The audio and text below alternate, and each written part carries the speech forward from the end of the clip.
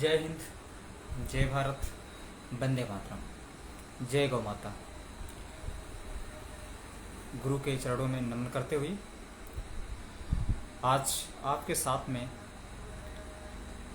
जो संवाद करना है, जो विषय है, बहुत ही महत्वपूर्ण है।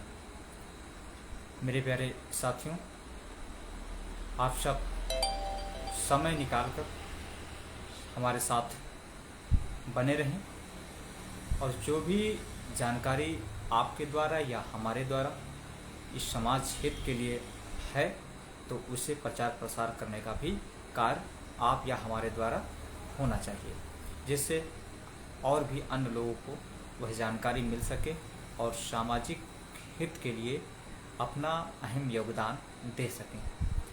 मैं सुनील केसी, संस्थापक विश्व सेवा संघ के रूप में हूँ। आज आपके साथ में जो एक महत्वपूर्ण विषय है, इससे पहले मैं आपसे ये बता दूं कि भारत विरासत और भारत का गौरव और भारत का इतिहास, भारत का जो समस्या है, भारत के लोगों को समझने की अब बहुत ज़्यादा ज़रूरत है।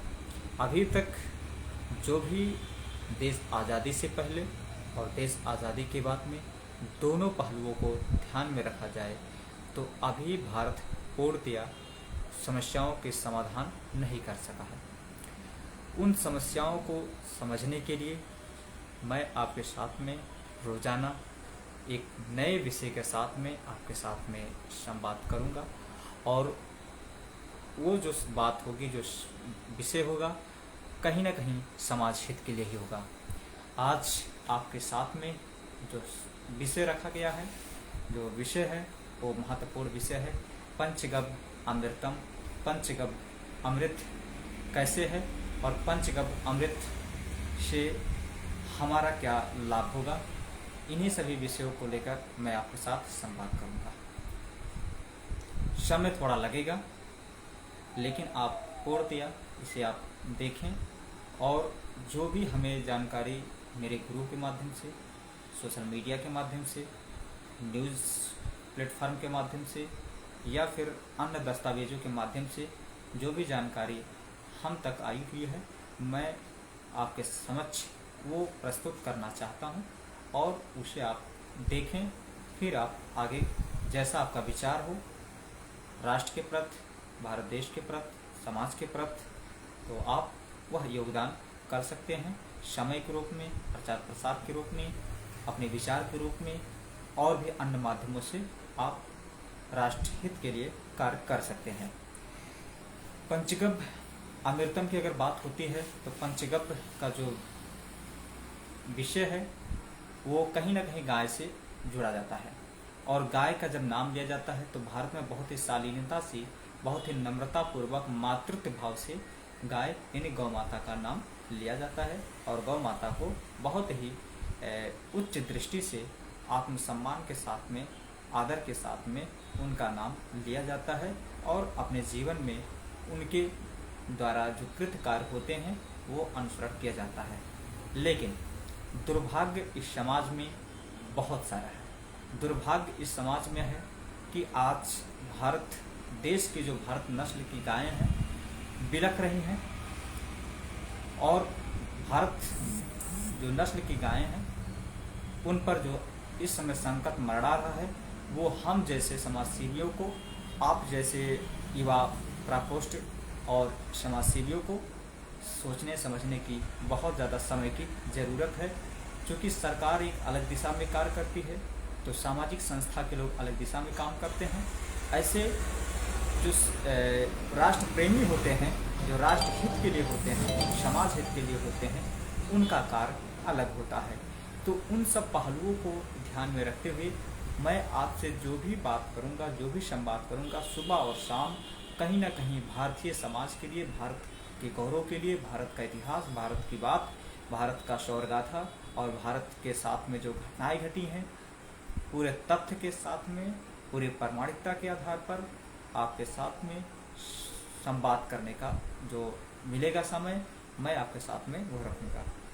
भारत देश में देसी गाय की अगर बात की जाए, भारत देशी नस्ल की, तो भारत देश में जो गाय है वो आकार के आधार पर और दूध देने की क्षमता के आधार पर, उनके रहन सहन खान पान के आधार पर और उनके द्वारा जो बछड़े होते हैं उनके कार्यों के आधार पर अलग अलग होता है, यानी भिन्नता पाई जाती है। लेकिन भारत देश की अगर उत्तर दक्षिण दिशा में बात की जाए तो अलग, उस पर जो आकृति आकार और रहन सहन खान पान दूध देने की क्षमता वो अलग होगी। ऐसे ही दक्षिण भारत में देखा जाए, उत्तर भारत में देखा जाए, पूर्वी भारत में देखा जाए, पश्चिमी भारत में देखा जाए, तो संपूर्ण भारत के जो भौगोलिकता के आधार पर वहाँ की गायें पलती बढ़ती और वहाँ के औषधियों को अनुसरण करते हुए गब्ब को प्रदान करती हैं। गब्ब की जब नाम लेते हैं तो 3 तरह के गाय जो होती हैं वो गब्ब देती है। इसमें एक दूध, दूसरा गोबर और तीसरा गौमूत्र देती हैं, और 2 उपगब्ब होते हैं, छाछ और घृत के रूप में।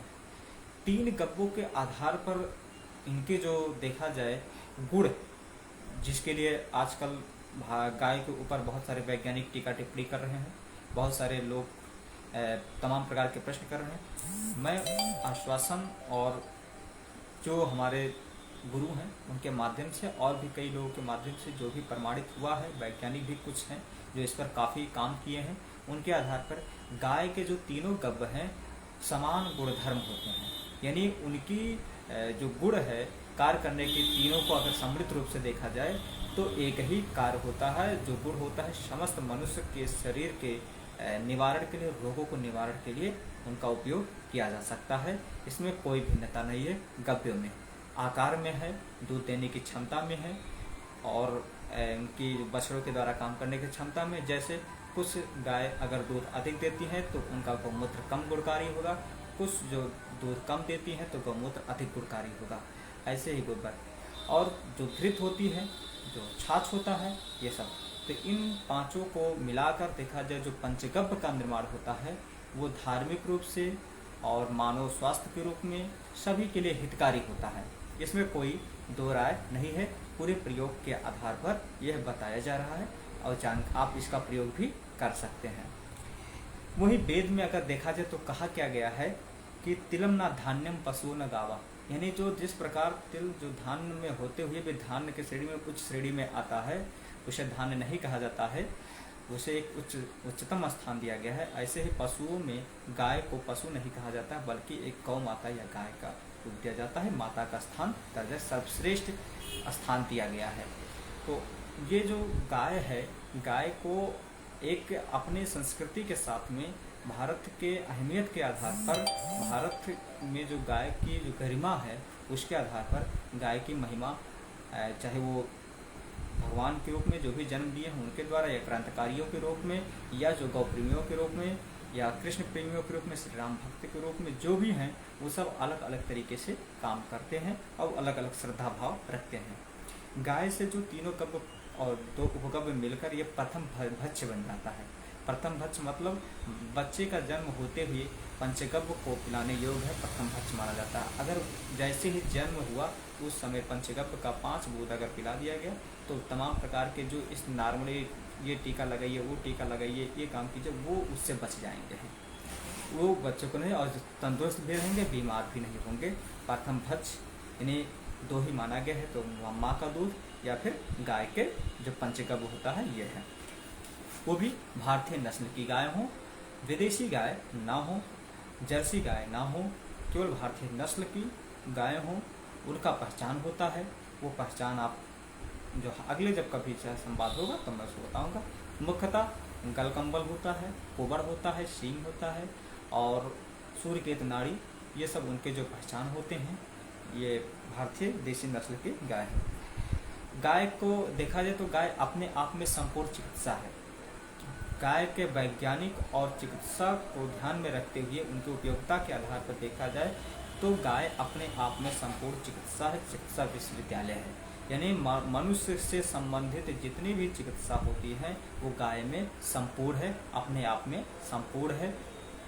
बहुत से गंभीर बीमारियां जैसे कैंसर हो गया, डायबिटीज हो गया, टीबी हो गया, चर्म रोग हो गया, हृदय रोग हो गया, एड्स हो गया, इस तरह की जो भी बीमारियां हैं ये पंचगव्य से बहुत ही आसानी से ठीक हो गए हैं और ठीक हो रहे हैं। इसका जो तमिलनाडु में कांचीपुरम में पंचगव्य चिकित्सा थेरेपी के नाम से, पंचगव्य अनुसंधान केंद्र के नाम से संचालित वहाँ पर है, वहाँ पर देखने को मिलेगा। आप वहाँ पर जाकर पूरी जानकारी ले सकते हैं। देखा जाए अब तक में 20,000 से ज़्यादा मरीज जो पंचगव्य से ठीक हो सके हैं और 8 से 9,000 डॉक्टर जो है लगभग में जो पंचगव्य चिकित्सा थेरेपी से इस समय पूरे संपूर्ण भारत में काम कर रहे हैं, जो गौ के गव्यों का प्रयोग करके मनुष्य के रोगों को ठीक करते हैं। और एक सबसे बड़ी दिलचस्प बात यह है कि संपूर्ण चिकित्सा थेरेपी से पीड़ित होने के पश्चात लाचारी हासिल होने के बाद ही पंचगव्य में लोग आते हैं और गौ माता की कृपा देखिए कि वो लोग बहुत आसानी से ठीक हो जाते हैं। भारतीय नस्ल की पहचान में मैं बता दें कि कोबर होता है, उनके शरीर पर होता है, सींग होता है और पूंछ है, गलकम्बल होता है। तो इस तरह के जो भारतीय नस्ल की गायों की भी आप पहचान कर सकते हैं, जैसे थारफर है, साहिवाल है, रेड सिंधी है, इस थारपारकर है, ये सब जो है भारतीय नस्ल की गायें हैं। अलग अलग भौगोलिकता के आधार पर गाय अलग अलग क्षेत्रों में पाई जाती हैं और उनका उस जो वहाँ के मनुष्य के लिए बहुत ज़्यादा उपयोगी होते हैं। गौ यहीं पर चिकित्सा से ही केवल इसका दायरा सीमित नहीं है। भारतीय नस्ल की गाय के ये कृषि में भी अपना एक अलग पड़ाव बना चुकी हैं। यानी आज देखा जाए प्राकृतिक खेती के बारे में चर्चाएं बहुत जोर तोर से हो रही है। गौ आधारित प्राकृतिक खेती इस समय उत्तर प्रदेश सरकार और वर्तमान में प्रधानमंत्री श्री नरेंद्र मोदी जी की भी द्वारा गौ आधारित प्राकृतिक खेती को लेकर बहुत ज़्यादा दिलचस्पी दिखाया जा रहा है और उनके द्वारा अब ये हो गया कि उत्तर प्रदेश प्राकृतिक खेती बोर्ड भी बनने अब जा रहा है। यानी उसमें प्राकृतिक खेती गौ आधारित को लेकर सारी जानकारी, जो कि ऐसे 50 लाख ऐसे किसान हैं जो गौ आधारित खेती करते हैं और बहुत प्रोग्रेस किसान हो गए हैं, बहुत उन्नतशील किसान हो गए हैं। उन बीज का शोधन भी करते हैं, खुद ही दवा बनाते हैं, खुद ही खाद बनाते हैं और फिर उसका प्रयोग करते हैं। ना ही किसी डॉक्टर की आवश्यकता पड़ती, ना ही किसी वैज्ञानिक की आवश्यकता पड़ती है, ना ही किसी। ये एक गाय के पंचगव्यों का प्रयोग करके, कुछ औषधियों का प्रयोग करके यह काम करते हैं। मेरे प्यारे साथियों, ये कृषि के विषय पर बहुत ज़्यादा अलग बहुत विस्तार है, ऐसे स्वास्थ्य के विस्तार है। तो अगर कृषि और स्वास्थ्य को दोनों को उपयोगिता में देखा जाए तो पंचगव्यों का प्रयोग किया जाता है।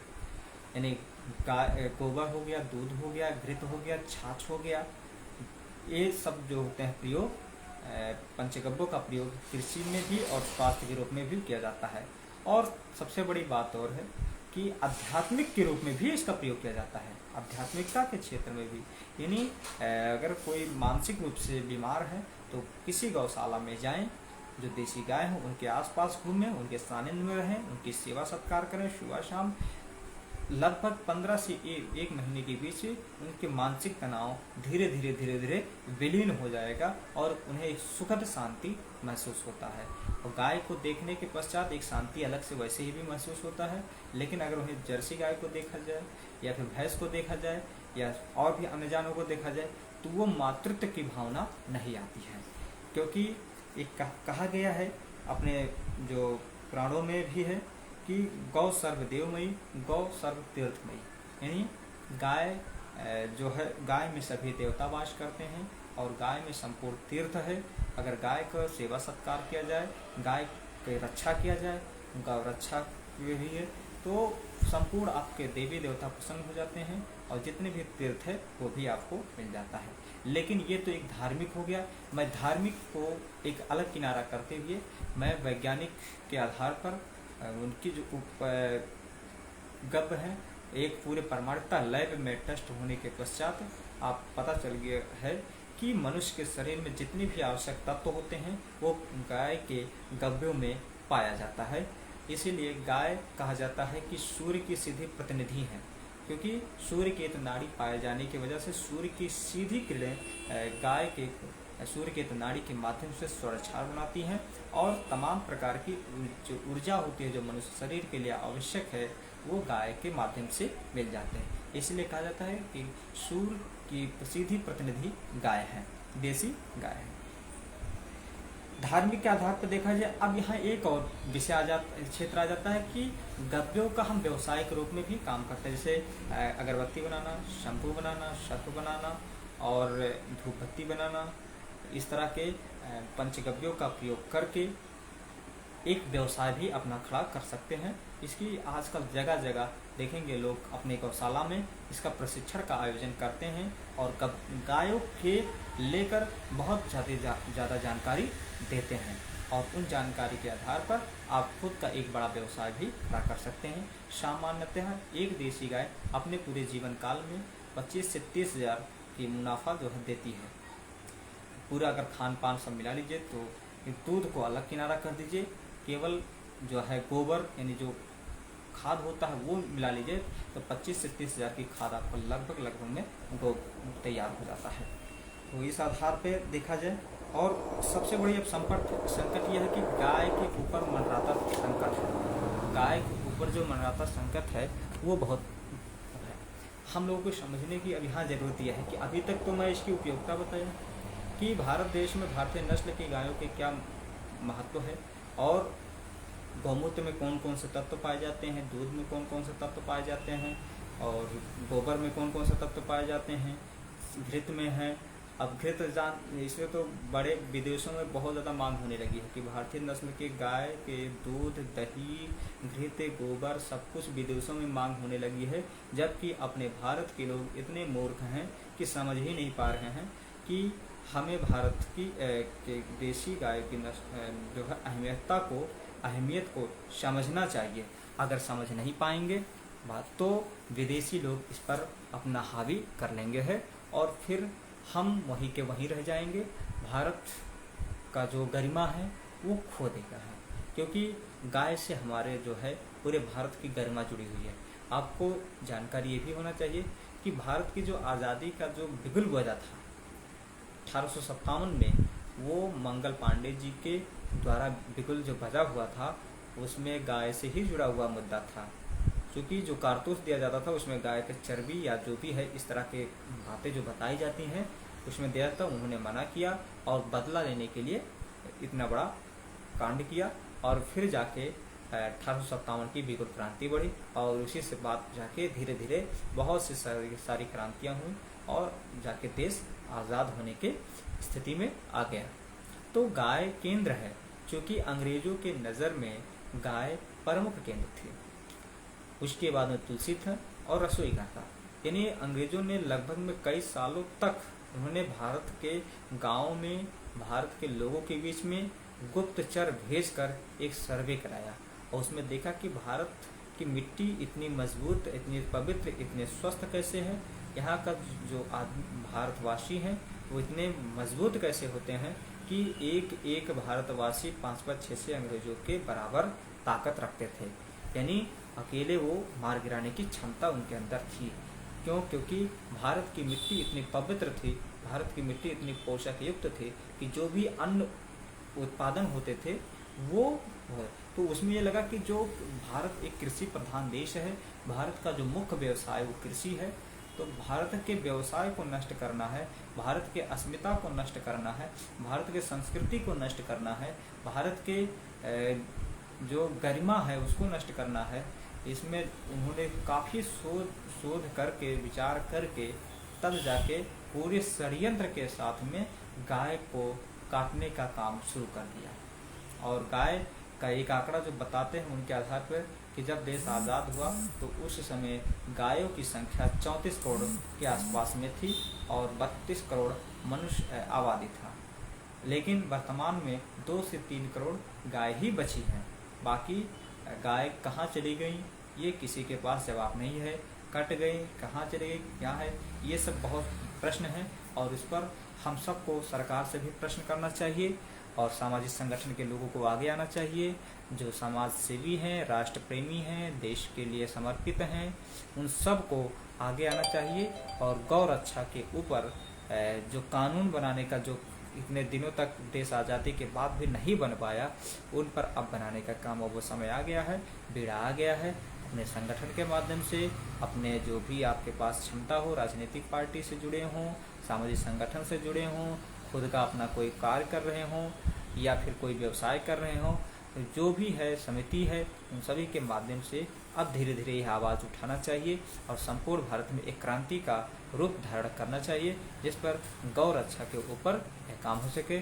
मैं अगले जो विषय पे बात करूंगा, क्योंकि गौ रक्षा पे ही है, कैसे भारत के साथ खिलवाड़ किया गया। आज भी भारत में अंग्रेजों का कहीं ना कहीं आज भी बोलबाला है, तो उन सभी को लेकर हम आपके साथ में अपनी संस्था के माध्यम से, अपनी टीम के माध्यम से जो भी जानकारी अगर मिल रहा है तो मैं आपके साथ में वो शेयर करूंगा।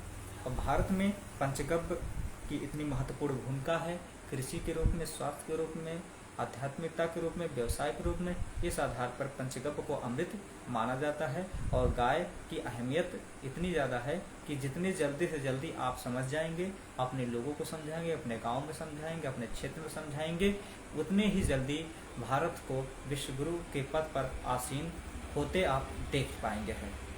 और भारत का गरिमा गाय से, तुलसी से, रसोई घर से जुड़ा हुआ है। भारत का गौरव गाथा, जो भी भारत के लोग लड़ाई लड़े, उन सबको अगर आपको सम्मान देना है, असली सम्मान देना है, तो अब फिर से एक लड़ाई वो लड़ चुके हैं, दूसरी लड़ाई हम लोग को लड़ना होगा। और ये लड़ाई हम और आप, केवल ये नहीं कि आपको हथियारों से लड़ना है, केवल आप अपने विचारों से, आप अपने छोटे छोटे परिवर्तन से आप यह काम कर सकते हैं। आप अपने घर में शुरुआत कीजिए, अपने गांव में शुरुआत कीजिए और बदलाव लाइए, भावना में बदलाव लाइए, विचारों में बदलाव लाइए। और जो भी सोशल मीडिया है उस पर आप प्रचार प्रसार कीजिए। धीरे धीरे एक जनसैलाब, प्रचार विचारों का जनसैलाब जब उगड़ेगा और फिर वो मुद्दा बनेगा, तभी जाके भारत में एक पूर्ण क्रांति, जो स्वदेशी भारत है, स्वदेशी नीति के आधार पर जो भारत है, वो पुनः बन जाएगा। और अंग्रेजों के द्वारा जो भी वर्तमान में बचा हुआ कानून है, वो सब धीरे धीरे समाप्त करके स्वदेशी नीति के आधार पर हम लोगों को आगे बढ़ने का काम करना है। तो अभी बहरहाल जो पंचगव्य चिकित्सा को लेकर है कि हमें पंचगव्य के आधार पर गायों की सुरक्षा के विषय पर हमें काम करना चाहिए। तो आज के लिए बस इतना ही रहेगा। बाकी कल मैं किसी नए विषय के साथ में आपके साथ फिर मैं हाजिर हूँगा। हमारा जो यूट्यूब अकाउंट है सुनील केसी के नाम से, उस पर आप जाइए और उसको आप सब्सक्राइब भी कर दीजिए, ऑल नोटिफिकेशन पर क्लिक भी कर दीजिए, ताकि जो भी मैं वीडियो आपके पास अपलोड करूं तो वो वीडियो आप देख सकें और उस पर आप जानकारी ले सकें। और साथ में फेसबुक पर भी मैं इसी पर लाइव हूँगा, दोनों टाइम है, क्योंकि अब ये जो मुद्दा है, अब विस्तार अब देने की ज़रूरत आ गई है, समय नहीं है। क्योंकि समय अब जो भी अगर विलम्ब करेंगे तो हमारी आने वाली पीढ़ियों को भुगतना पड़ेगा और आने वाली पीढ़ी गुलाम बन जाएगी है। तो हमें अपनी पीढ़ी को बचाकर जो हमारे वर्तमान में वो सब सारा काम करना है। तो आज के लिए ही इतना ही रहेगा और जो भी है आप ज़्यादा से ज़्यादा शेयर भी करें, ताकि ज़्यादा से ज़्यादा लोगों के पास ये जानकारी पहुँचे कि हमें पंचगव्य पर ध्यान देते हुए और गायों के ऊपर ध्यान देते हुए, क्योंकि गायों की संख्या अगर कम हो रही है, गायों की अहमियत कम हो रही है, तो उस पर हम आपकी जिम्मेदारी है कि गायों की जो अस्मिता है, गायों की जो संस्कृति है, गायों का जो गौरव है, गायों का जो कार्य है, वो हम लोगों को अपने सोशल मीडिया के माध्यम से पहुंचाना होगा।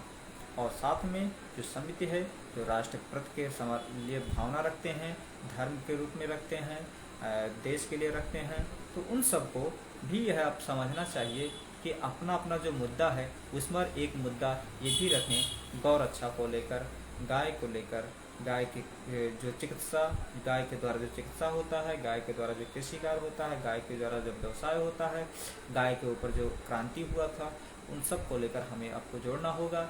अपने रसोई घर को जोड़ना होगा और जो तुलसी है इसको जोड़ना होगा। भारत में जो स्वतंत्रता के लिए जो स्वतंत्रता सेनानी लड़े, उनकी जो इच्छा है उसे अब पूर्ण करने का समय आ चुका है। बस आज के लिए इतना ही है। नमस्कार, जय हिंद, जय भारत, वंदे मातरम।